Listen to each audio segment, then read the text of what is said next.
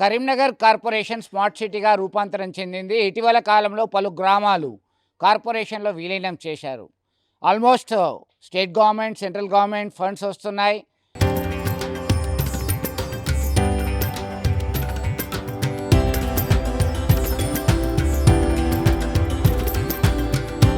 తరతరాలుగా తరగని స్వర్ణ బంధాలు మన మానిపల్లి జ్యువెలర్స్.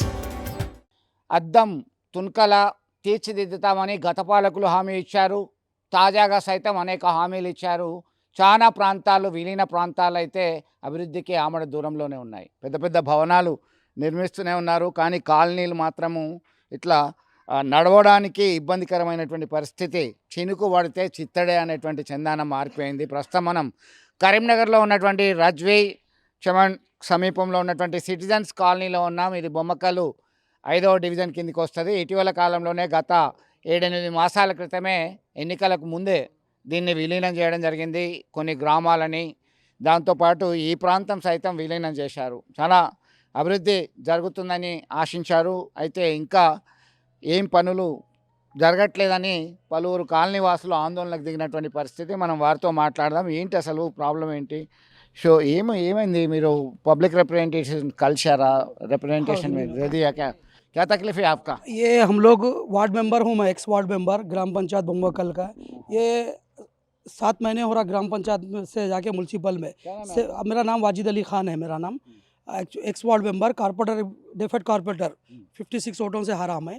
तो 7 करोड़ रुपीज़ हमको कमिश्नर मैडम करे थे, पूरा मेयर साहब आके हमारा कैंसिल करा दिए। फिर इससे पहले कमलाकरण कैंसिल कर दिया, मेयर साहब आके हमारे 7 करोड़ रुपीज़ हमारा कैंसिल करा दिए। कौन कई को कैंसिल कर दिया? क्या कि पता नहीं, वो लोग ये इसमें नहीं है ये बोल के कैंसिल कर दिया हमारे को।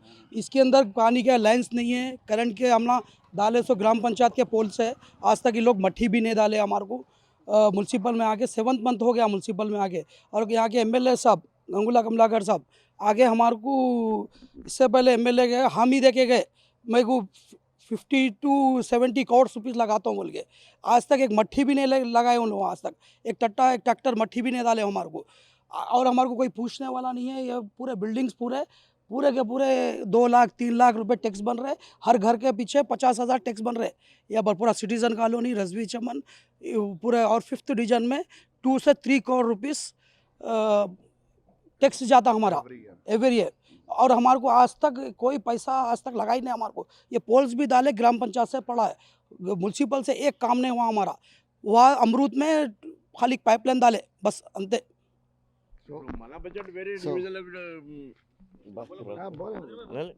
ఇప్పుడు ఏంటంటే ఇప్పుడు మన డివిజన్కి ఇంతగానో ట్యాక్స్ కడుతున్నాం, అయినా కానీ దానికి మనకు లాభం లేకుండా అయిపోతున్నది. ఇప్పుడు ఏంటంటే ప్రభుత్వం మన ఎమ్మెల్యే సార్ని, ఎంపీ సాబ్ని పోయి మేయర్ సాబ్ని కూడా మేము ఇచ్చినాం కంప్లైంట్. సార్ రండి అంటే సార్ కూడా చెప్పారు, సరే మేము వచ్చి మేము ఇది చేస్తామని చెప్పారు. కానీ ఇంతవరకు అయితే రాలే, టైం తీసుకుంటారు. కౌన్సిలర్ సాబ్ని మేము పోయి కలిసినాం. ఆ కౌన్సిలర్ సాబ్ కూడా ఏం చెప్పారంటే సార్ అందరు కలిసి సార్తో మాట్లాడదాం అని. ఇప్పుడు ఇంకోటి అంటే మనకు బడ్జెట్ శాంక్షన్ అయింది, మన బడ్జెట్ వేరే దిక్కు డివైడ్ చేస్తున్నారు వీళ్ళు.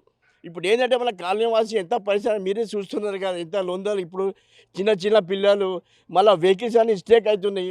ముసలోళ్ళు వాళ్ళు ఏం గతి కావాలా, వాళ్ళకు పడిపోతుండ్రా, మొత్తం కింద పడిపోతుంది. 2-3 కాళ్ళు ఎరిగినాయి. ఇప్పుడు హాస్పిటల్ అడ్మిట్ ఉన్నారు వాళ్ళు. ఎంత పరిశ్రమ అంటే ఇప్పుడు చిన్న పిల్లలు, ఇప్పుడు ఆటో వాళ్ళు కూడా అస్సలు లేరు మన దగ్గర. వాళ్ళకి రమ్మంటే సార్ మేము రామ్ సార్, ఎందుకంటే మన ఆటో బురదలా దిగబడుతుంది అని అంటున్నారు వాళ్ళు. అందు గురించే ప్రభుత్వాన్ని కోరేది ఏంటంటే వచ్చి కొద్దిగా మా కాలనీ నివాసులకు కొద్దిగా పని చేయాలని మేము కోరుకుంటున్నాం. ఇక్కడ ఎంతమంది ఉంటారు? ఎన్ని నివాస గృహాలు ఉంటాయి? ఇక్కడ దాదాపు 2,000 ఇల్లు ఉన్నాయి. అందులో మొత్తం 2500 లేకపోతే ఈ వార్డులో మొత్తం 4,000, 5th వార్డులో 4,800 మనకు ఓట్లు ఉన్నాయి. అంటే ఈ ఏరియా బాగా పెద్దది. ఇంతకుముందు చాలా చిన్నవి ఉండే, అందులో 500, 600 ఇల్లు ఉండే. ఇప్పుడు చాలా పెద్ద అయిపోయినాయి. మనకు ఏం సౌలత్ ఇస్తలేరు గవర్నమెంట్ నుంచి. బాగా ప్రాబ్లం అవుతుంది. 10 సంవత్సరం నుంచి అయితే మనకు ₹1 ఇక్కడ ఎవరు పెట్టాలి, ఏం ఇక్కడ ఎవరు చేయాలి, ఏం చేయాలని కోరుతారు? మనం డిమాండ్ చేస్తున్నాం ఏంటంటే ఇప్పుడు మనకు ఇక్కడ టెక్స్లు మొత్తం 100% టెక్స్లు ఇక్కడ నుంచి మనకు కార్పొరేషన్లో పోతున్నాయి. మనకు అయితే ఏం సౌలత్ లేవు. దాదాపు ఒక 10 సంవత్సరం అయితే మనకు ఇప్పుడు బాగా ప్రాబ్లమ్స్ ఉన్నాయి. ఆ ప్రాబ్లం మనం సాల్వ్ చేయాలి అని కోరుతున్నాం. మొత్తం మీద బరాబర్గా మేము పన్నులు కడుతున్నాం, పలువురికి వినతి పత్రాలు ఇస్తున్నాం, అయినా అభివృద్ధికి ఆమడ దూరంలోనే ఉంది అని చెప్పి ఆవేదన వ్యక్తం చేస్తున్నారు. ప్రస్తుతం మనం చూస్తున్నాం ఇదంతా కూడా ఈ ఈ చెత్త చెదారం లాగా ఈ ఇటుక పొడి అదంతా కూడా చేసి కవర్ చేసే ప్రయత్నం చేస్తున్నారు. ఏంటి అసలు మీరు టెండర్ అయింది అంటున్నారు, పనులు ఎప్పుడైతే అంటే ఏం చెప్తున్నారు? అసలు వాస్తవానికి గత 8 నుంచి 10 సంవత్సరాల నుంచి ప్రతి అధికారుల చుట్టూ, కలెక్టర్ల చుట్టూ, ఎమ్మెల్యే చుట్టూ, కార్పొరేటర్ చుట్టూ, మున్సిపల్ కమిషనర్ చుట్టూ తిరుగుతూనేను మా యొక్క సమస్యలను పరిష్కరించాలని మేము దాదాపు 8-10 సంవత్సరాలు తిరుగుతున్నాం. కానీ ఏ అధికారులు కానీ ఏ నాయకులు కానీ మమ్మల్ని పట్టించుకుంటలేరు. దీనికి ఎందరో అధికారులు వస్తున్నారు, చూస్తున్నారు, వెళ్తున్నారు. ఇవాళ చేస్తాము, రేపు చేస్తాము, రేపటి నుంచి పనులు ప్రారంభిస్తాము, ఎల్లుండి నుంచి పనులు ప్రారంభిస్తున్నాము అంటున్నారు. కానీ అది హామీల మట్టుకు మాత్రమే అవుతుంది, కానీ నిజంగా అమల్లో మాత్రం జరగడం లేదు. ప్రభుత్వానికి డిమాండ్ చేస్తున్నాము ఒకటి, దయచేసి మీరు త్వరగా ఈ సమస్యను పరిష్కరించాలని కోరుతున్నాము. ఒకవేళ మీరు మా సమస్యల్ని కనుక పరిష్కరించకపోతే మేము రాస్తారోకో ధర్నాను చేపట్టడానికి, ఈ వారం రోజుల రాస్తారోకో ధర్నా చేపట్టడానికి ఈ కాలనీ నుంచి మేమందరము ప్రతి ఒక్కరం ఇంటికి ఒక్కరం కానీ ఇద్దరం కానీ వచ్చి ఆ రోడ్డు పైన ధర్నా చేసిన, మమ్మల్ని అరెస్ట్ చేసిన బాధ లేదు, మమ్మల్ని తీసుకొని పోయి లాకప్లో వేసిన బాధ లేదు. మొత్తానికైతే తీవ్రమైనటువంటి నిరసన వెల్లువెత్తుతుంది, ఆందోళనకి సిద్ధమని చెప్పి హెచ్చరికలు జారీ చేస్తున్నారు. సో ఎక్కడ పడిపోతున్నారా? అసలు ఆటోలు కూడా రావట్లేదా? ఇక్కడ ఏంటి సమస్య? డ్రైనేజ్ లేదా? డ్రైనేజ్ లేదు, రోడ్లు లేవు, ఆటోలు పైప్ లైన్ కూడా చక్కగా లేదు. ఈ ఆటోలు రావడానికి కిరాయి వాళ్ళు కూడా అది మేము రామంటున్నాం కాలనీకి. మేము బురదలో దిగబడతాం, ఎట్లా రావాలి అంటున్నారు. ఇక పిల్లలైతే స్కూల్ పోవడానికి బాగా కష్టంగా ఉన్నది, స్కూల్ పోవడానికి బాగా కష్టం ఉన్నది. అందుకే తొందరపడి చేసి కాలనీలో డ్యానేజీలు రోడ్లు తొందర చేయాలని కోరుతున్నాము. సో మొత్తం మీద చాలా సమస్యాత్మకంగా ఈ ప్రాంతం అంతా ఉంది. అనేక ప్రాంతాలు కూడా కరీంనగర్లో ఇంకా ఉన్నాయి, అభివృద్ధికి ఆమడ దూరంలో ఉన్నాయని చెప్పొచ్చు. ఆటోలు కూడా రావడానికి వెనుకంజ వేస్తున్నటువంటి పరిస్థితి మనం చూస్తున్నాం. ఈ ఆటోని అతి కష్టం మీద తీసుకొస్తున్నటువంటి పరిస్థితి. వివిధ ప్రాంతాలకి స్కూల్కి వెళ్ళాల్సినటువంటి పిల్లలు వెళ్ళాలంటే స్కూల్ బస్సులు, వ్యాన్లు రావాలి, రోడ్ బాగాలేకపోతే రామంటున్నటువంటి పరిస్థితి. సో క్యా తక్లీఫ్ है इधर? एक बात बोलो. एक ड्रेन नाम क्या है? इमामुद्दीन, ड्रेनेज का मसला है। दूसरा है सब ये रोड का मसला है। तकरीबन है सब 10 साल हो गया, इधर ड्रेनेज भी नहीं है, रोड भी नहीं है, और स्कूल डेवलपमेंट पूरा है। कारपोरेशन बन के भी 2 साल हो गया, अभी तक इसको कोई देखने वाले नहीं है। लिहाजा मेहरबानी करके आप लोग ये ड्रेनेज का, रोड का, पहले वाटर सप्लाई का कीजिए। अच्छा अच्छा।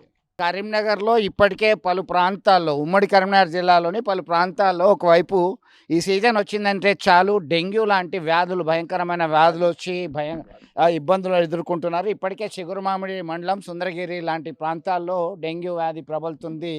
ఇక పెద్దపల్లి ప్రాంతంలో సైతం ఉంది. ఇక్కడ చెత్త చెదారం ఇదంతా కూడా కామన్గా ఉన్నటువంటి పరిస్థితి. మున్సిపాలిటీ వాళ్ళు ఇప్పటికే ఖాళీ స్థలాలు, చెత్త చెదారం ఉంటే వాళ్ళందరికీ నోటీసులు ఇస్తాం, తగిన చర్యలు తీసుకోవాలని చెప్పి హెచ్చరికలు జారీ చేస్తున్నటువంటి పరిస్థితి. మరొక వైపు ఖచ్చితంగా ఫండ్స్ అన్నీ కూడా రిలీజ్ అవుతున్నాయి. మరి ఎక్కడికి పోతున్నాయి ఫండ్స్?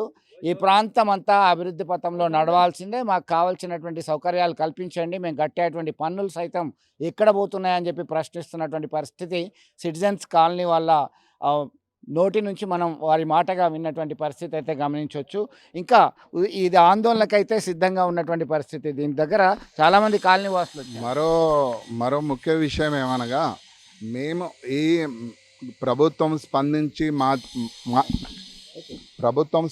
మా యొక్క సమస్యలను పరిష్కరించకపోతే ప్రతి ఇంటికి మేము ఒక పాంప్లెంట్ తయారు చేసి ఎవరు కూడా పన్నులు కట్టకూడదు అని మేము నిర్ణయించుకొని మేమందరం కాలనీ వాసులం అందరం కలిసి పన్నులు కట్టకుండా పాంప్లెంట్లు పంచి ప్రతి బోర్డుకు స్వీకరించి మా యొక్క కమిటీ ద్వారా అందరికీ నోటీసు మేమందరం ఒక ప్రకటన జారీ చేసుకొని ప్రభుత్వానికి ఏ విధమైన పన్నులు కట్టకుండా మేము రాస్తారోకోలు, ధర్నాలు చేపట్టడానికి, పెద్ద ఆందోళన చేపట్టడానికి సన్నద్ధమవుతున్నామని మీ ఛానల్ ద్వారా తెలియజేస్తున్నాం.